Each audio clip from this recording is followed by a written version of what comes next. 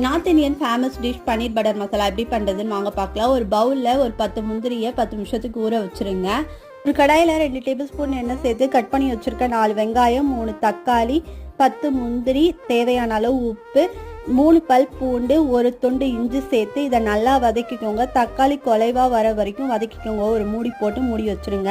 நம்ம ஊற வச்சுருந்த முந்திரி பருப்பை ஒரு மிக்ஸி ஜாருக்கு மாற்றி பேஸ்ட் ஆக்கி எடுத்துக்கோங்க. இப்போ தக்காளி வெங்காயம்லாம் நல்லா வதங்கிடுச்சு. இதையும் ஒரு மிக்ஸி ஜாருக்கு மாற்றி அரைச்சி எடுத்துக்கோங்க.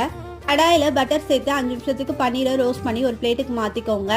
கடாயில் திரும்பி 2 டேபிள் ஸ்பூன் பட்டர் சேர்த்து 1 table spoon garam masala, 2 table spoon Kashmiri chilli powder சேர்த்து நல்லா ரோஸ்ட் பண்ணிக்கோங்க. ரோஸ்ட் பண்ணிவிட்டு நம்ம அரைச்சி வச்சுருக்க பேஸ்ட் இது கூட சேர்த்து தேவையான அளவு தண்ணி சேர்த்து கொதிக்க விட்டுருங்க. கொதி வந்ததுக்கப்புறம் நம்ம பன்னீரை இது கூட சேர்த்து நல்லா மிக்ஸ் பண்ணிக்கோங்க. மிக்ஸ் பண்ணிவிட்டு 5 நிமிஷத்துக்கு அப்புறம் நம்ம பட்டர் அப்புறம் நம்ம அரைச்சி வச்சுருக்க முந்திரி பேஸ்ட்டை இது கூட சேர்த்து சர்வ் பண்ணிங்கன்னா சூப்பரான பன்னீர் பட்டர் மசாலா ரெடி. ட்ரை பண்ணிவிட்டு எப்படி இருக்குன்னு